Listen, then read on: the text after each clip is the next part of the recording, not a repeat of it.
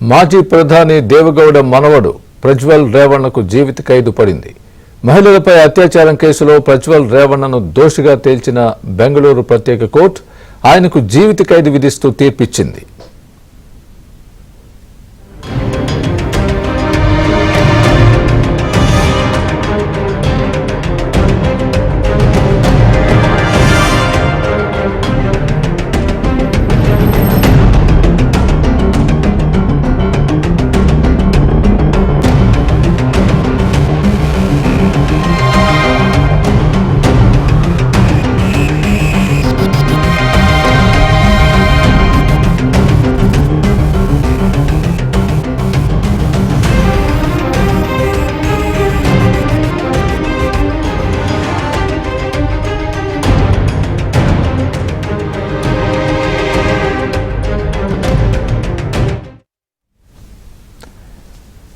మాజీ ప్రధాని దేవగౌడ మనవడు ప్రజ్వల్ రేవణ్ణకు జీవిత ఖైదు పడింది. మహిళలపై అత్యాచారం కేసులో ప్రజ్వల్ రేవణ్ణను దోషిగా తేల్చిన బెంగళూరు ప్రత్యేక కోర్టు ఆయనకు జీవిత ఖైదు విధిస్తూ తీర్పిచ్చింది.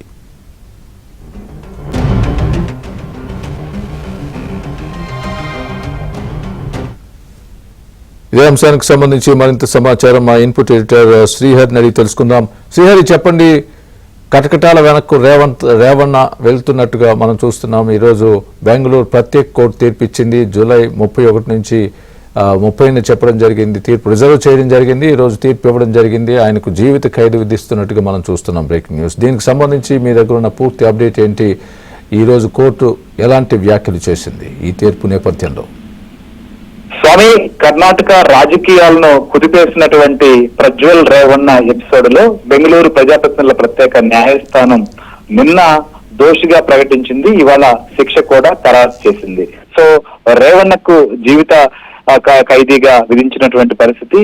ముఖ్యంగా ఆయన పని మనిషి పైన అత్యాచారం చేయడం, తర్వాత ఆయన్ని అనేక రకాలుగా వేధించినటువంటి పరిస్థితి. మొదట కేసు నమోదైంది. ఆ తర్వాత దర్యాప్తుకు మొదలైతే ఆయన మొబైల్ నుంచి దాదాపు 2000కు పైగా వీడియోలు, ఆయన రికార్డ్ చేసినటువంటి వీడియోలు సంబంధించినటువంటి అంశాన్ని ఆధారాలతో సహా కోర్టు ముందుకుంచిన పరిస్థితి. సో ఈ కేసు విచారణ సందర్భంగా కూడా ఇది రాజకీయంగా తీవ్రమైనటువంటి దుమారానికి దారితీసింది అప్పట్లో. సో ఈ నేపథ్యంలో దీనిపైన ఒక ప్రత్యేకమైనటువంటి బృందాన్ని ఏర్పాటు చేసి సమగ్రంగా విచారణ జరిపారు. ఎందుకంటే రాజకీయ నేపథ్యం ఉన్నటువంటి కుటుంబం, వీరి తాత ప్రధానమంత్రి దేవేగౌడ, ముఖ్యమంత్రిగా కుమారస్వామి వీరి బాబాయ్ పనిచేసినటువంటి వారు, వీరి నాన్న కూడా సుదీర్ఘకాలం రాజకీయాల్లో ఉన్నారు.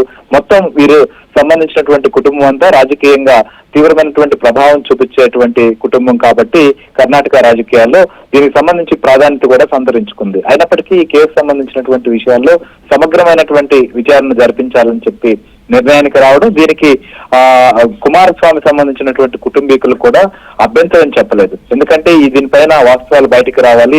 ప్రజా జీవితంలో ఉన్నటువంటి వ్యక్తి, అందులోకి రాజకీయ పార్టీ నడుపుతున్నటువంటి కుటుంబానికి సంబంధించినటువంటి విషయం కాబట్టి వారు కూడా ప్రజల దృష్టిలో చులకనయ్యేటువంటి పరిస్థితులు ఉంటాయి. సో ఈ నేపథ్యంలోనే ఆ విచారణకు సంబంధించిన విషయంలో తాము సహకరిస్తామని కూడా అప్పట్లో స్పష్టం చేశారు. సో మొత్తానికైతే మాత్రం సుదీర్ఘంగా దీనిపైన విచారణ చేశారు. విచారణ చేసిన తర్వాత ఈ యొక్క ఎపిసోడ్ పైన ఒక కంక్లూజన్ అయితే వచ్చింది. ఖచ్చితంగా ప్రజాప్రతినిధుల ప్రత్యేక న్యాయస్థానం కూడా దీన్ని వేగంగా విచారణ పూర్తి చేసింది. ఇప్పటికే ఆయన దాదాపు 14 నెలల పాటు కూడా విచారణ ఖైదీగా కూడా ఉన్నటువంటి పరిస్థితి. సో ప్రస్తుతం ఆయనకి జీవిత ఖైదీ విధించినటువంటి నేపథ్యంలో ప్రజాప్రతినిధుల న్యాయస్థానం నుంచి ఒకవైపు వేగంగా తీర్పు రావడమే కాకుండా ఒక పెద్ద రాజకీయ కుటుంబానికి సంబంధించినటువంటి రాజకీయ వారసుడైనప్పటికీ కూడా ఒక సంచలనమైనటువంటి తీర్పుగా ఇది దేశంలో కూడా మిగిలిపోబోతోంది. ఖచ్చితంగా ప్రజాప్రతినిధులు కానీ రాజకీయ జీవితంలో ఉన్నటువంటి వారు విచ్చలవిడిగా ఎలా ఆడితే అలా వ్యవహరిస్తే శిక్షలు తప్పవు అనే దానికి ఈ తీర్పును కూడా ఉదాహరణగా తీసుకోవచ్చు. స్వామి,